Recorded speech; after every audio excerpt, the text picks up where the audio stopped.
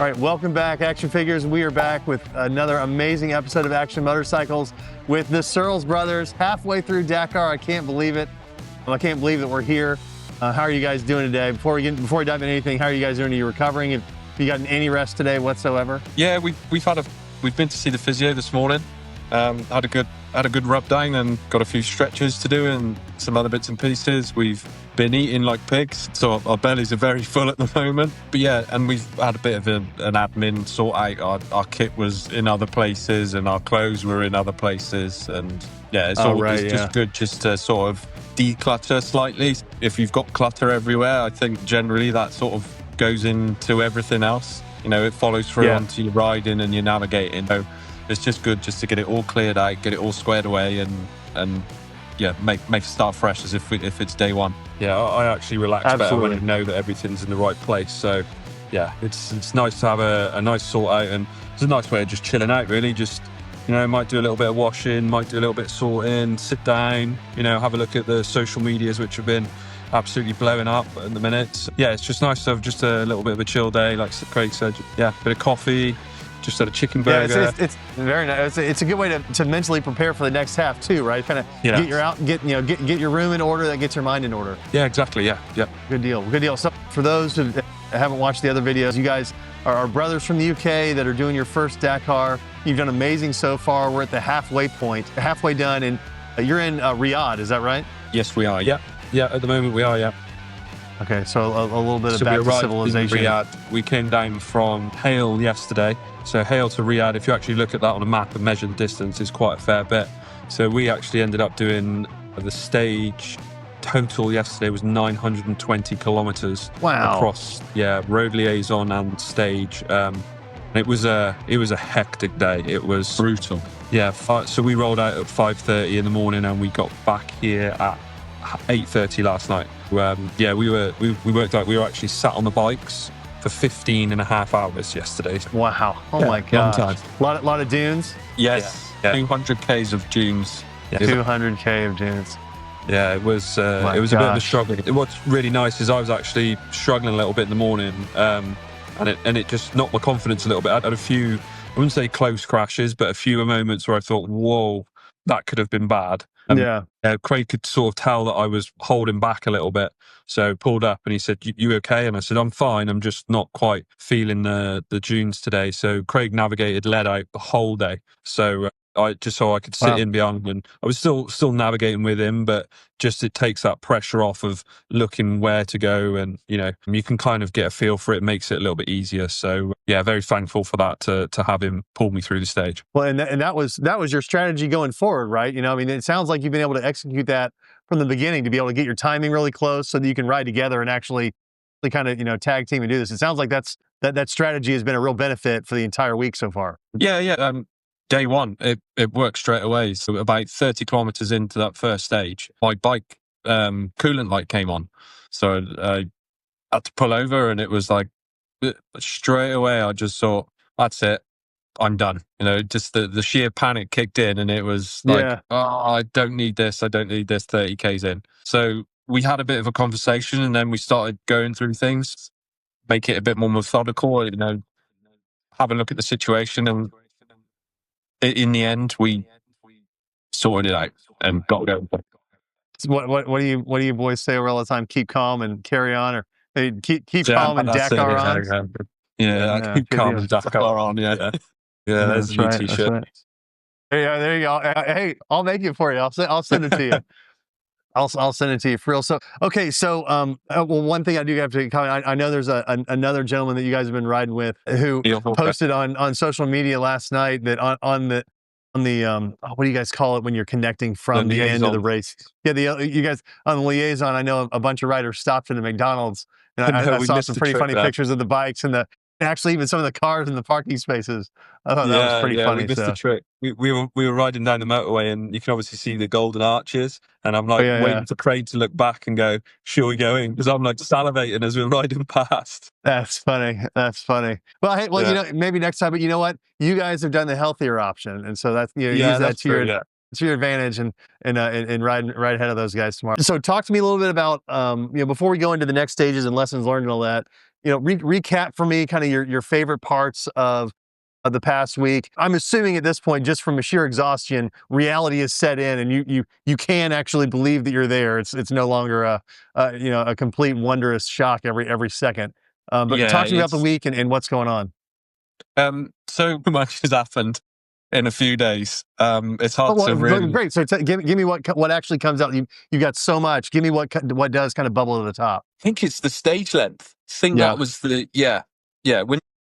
When you actually do one stage, it's like 400K long. You think that's going to go quick, but it doesn't.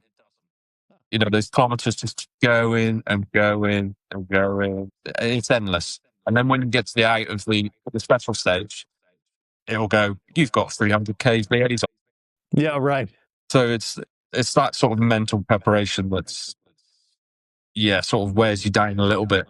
So in the liaison, you mentioned the liaison. So you're not racing during the liaison. It's on road, or it's very easy, or it's we're not going over dunes in the liaison, correct? That's literally just getting back to the bivouac. Yeah, that's it. Yeah, so we just got like a road section before and after.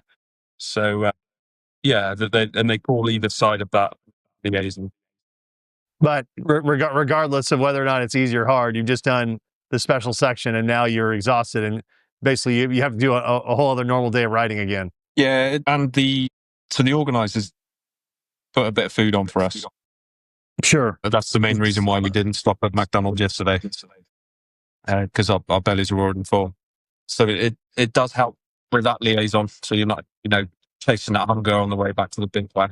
Yeah, and I mean, obviously, like a standout thing for me is like whenever we get into these races, to be ripping along the desert alongside your brother, and you look over and he's got his head down, and we're just flat out. I really like the open plains where we can get alongside each other and look at each other, give a little thumbs up, and 120K, and then the highlight was Dakar using it as a reel on their systems, on their media, and we got to do a little wheelie, and that's we blown all up on the saw it. socials, Yes. and it was like a dream shot for us to get that helicopter.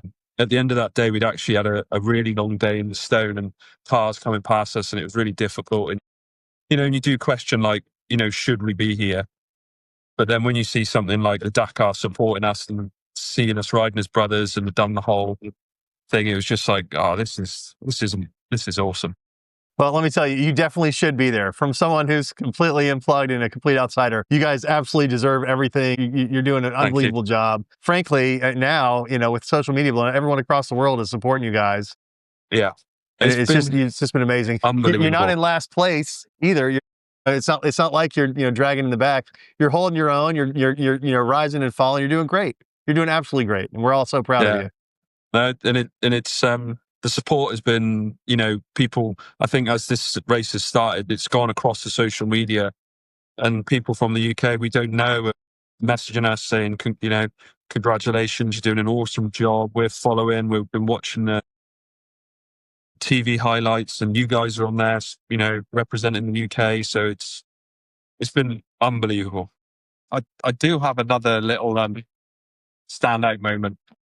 We were at the start of, was it start of yesterday? Yes, it was. Yeah, start of yesterday. A guy came up to me and said, "Is your name Craig?" And I was Wow. like, "Yeah." I've kind of it was on my top, and it was quite often we joke about your names on things. We're always surprised why people know our names. It's because it's printed on our back. But the guy he said, "Oh yeah, I live locally to you." I'm like, "Oh right, okay."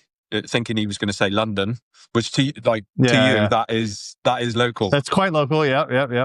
But for a Brit, that's far away. Yeah. He lived like 3 miles away. He grew 3 up miles? 3 miles away from us. Oh my and he's had his gosh. little Union Jack flag, waving it for us and filming us off the start. It's crazy. It's surreal. Yeah. And the support That's for awesome. us as well, riding as brothers. All the riders now are getting to know us, and oh, you are brothers, and we're like, yeah, we're brothers. They're like, oh, that is amazing, and wish I could ride with my brother, or do this with my brother, or I'm dad. There's a huge following for that. It's it's mega.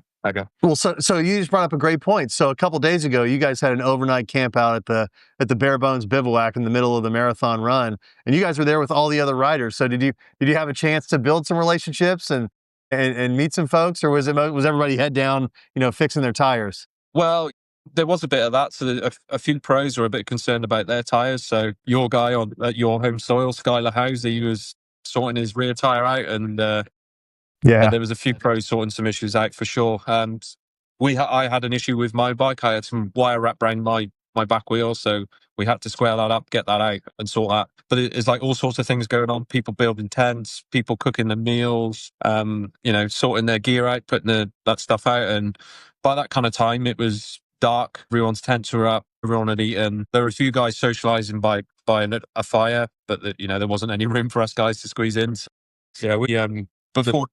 Yeah, I was going to say the Brit guys all kind of, the four of us sat round in a little circle around our little tents and had a little bit of a storytelling and a bit of a laugh, which was quite Very awesome. nice. A bit of boys talk. Yeah, it was fun. It was fun. Yeah, it was That's very cool. Well, yeah, Sorry. you actually got to relax out there. Right?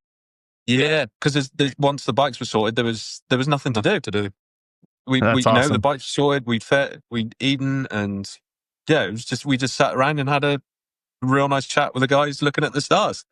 I'm quite looking forward to the next one. I mean, think about, so, Dakar's been going on since the 70s, whatever. Think about the sheer tiny number of people that have that experience, that can claim that experience that you guys have had. Yeah.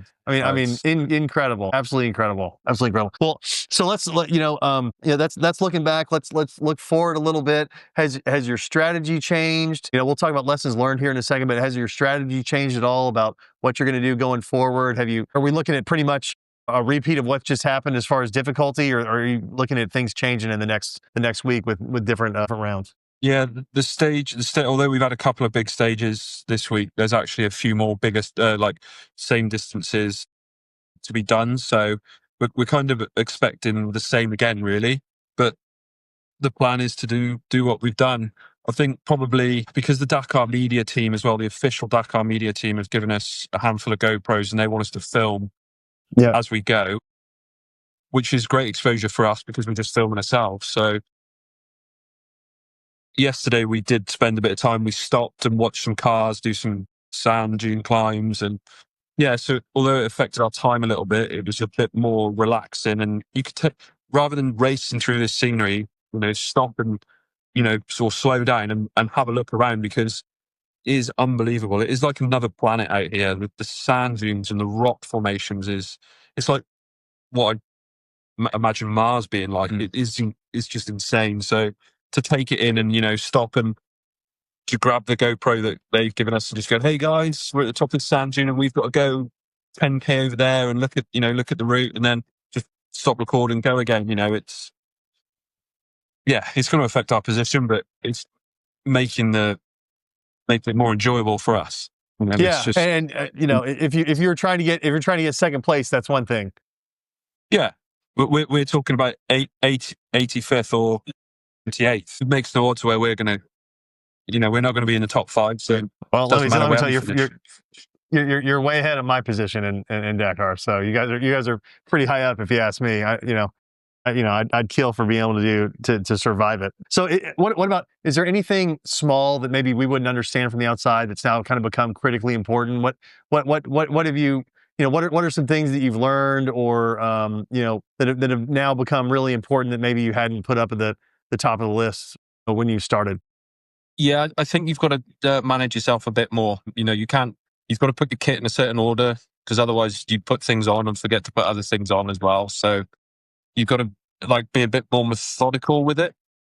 So, make sure that you hydrate before the stage, hydrate during the liaison, eat some food before you start, because otherwise your energy levels just kind of drop. Make sure that it's food that you like. The other morning I had some barbecue burrito beans or something like that, but like kind of slightly warmed out of a pack, and it made me feel a bit sick. And when I was riding along, I'm trying to wash it down with hydration tablets in water, which isn't the greatest, what I find the greatest thing to drink. So it's kind of like repeating on me, but also chasing Craig down through the dunes as I'm taking fried beans or whatever it was. I don't even know what it was. So you got to make sure that you're eating something that you like as well. That your body actually wants to eat. Yeah, that's it. Yeah, Yeah. that's it. To me, it was just like it's just fuel. So just shovel it in, whether you like it or not. Eat it, swallow it down. But yeah, it was, and then that put me off eating for the rest of the day. Then, so just little things like that.